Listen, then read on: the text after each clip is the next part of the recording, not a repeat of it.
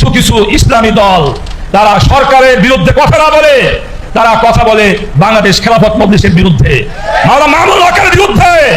এর দ্বারা আমরা বুঝতে পারি তারা সরকারের এজেন্ডা বাস্তবায়ন করতেছে, তারা সরকারের এজেন্ডা বাস্তবায়ন করতেছে।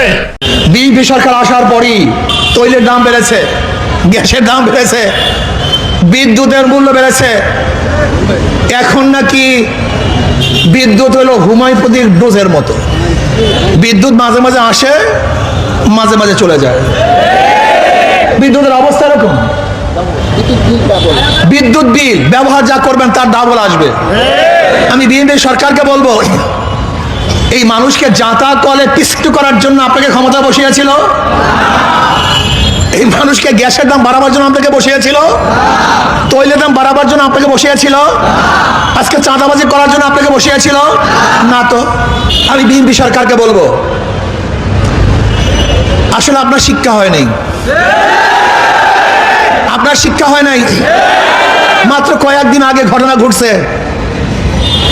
আজকেও যদি আপনার শিক্ষা না হয়, কবে শিক্ষা হবে আমি জানি না, কবে আপনি রাষ্ট্র চালাতে পারবেন আমি জানি না।